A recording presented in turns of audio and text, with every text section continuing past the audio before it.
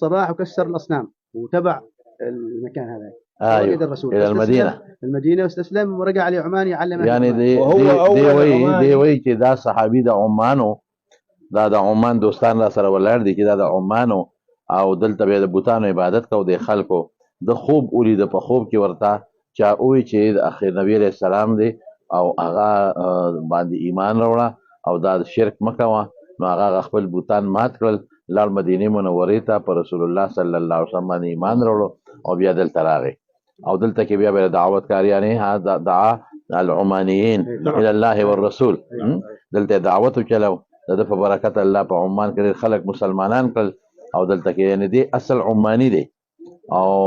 ده هذه العلاقه يعني في دور الصحابه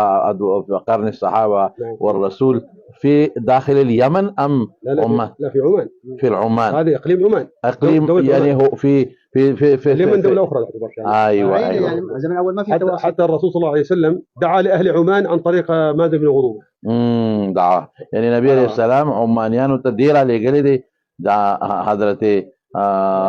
مازن ابن عروبه عدوبه رضی الله عنه چې تلار شو په عمان کې خلکو له دعوت ورکا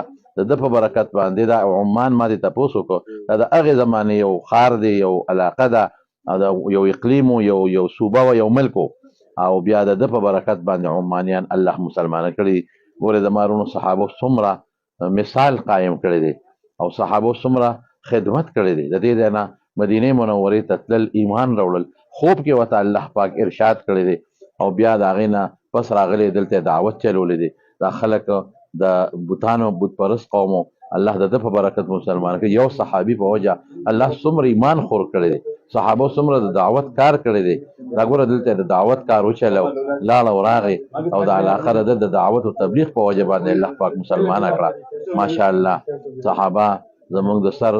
تاجونه دي د رسول الله صلی الله علیه وسلم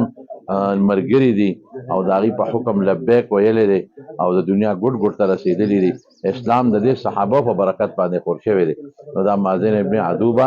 رضی الله تعالی عنه په دې بنیاد رالو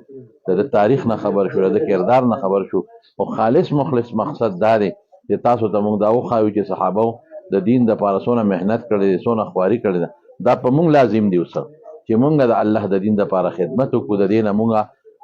یو عبرت والو او د دین موږ ته یو هدایت ملو شي چې را دي صحابه څومره قرباني ورکړي دي او هغه وخت کې څومره پیاده مزل اوس آسان دي چې موږ هم د الله د دین د لپاره مهنت وکړو خواري وکړو اصل مقصد د الله دین دی الله دې په دغه دین باندې زموږ ژوند او زموږ مرګ نصیب کړي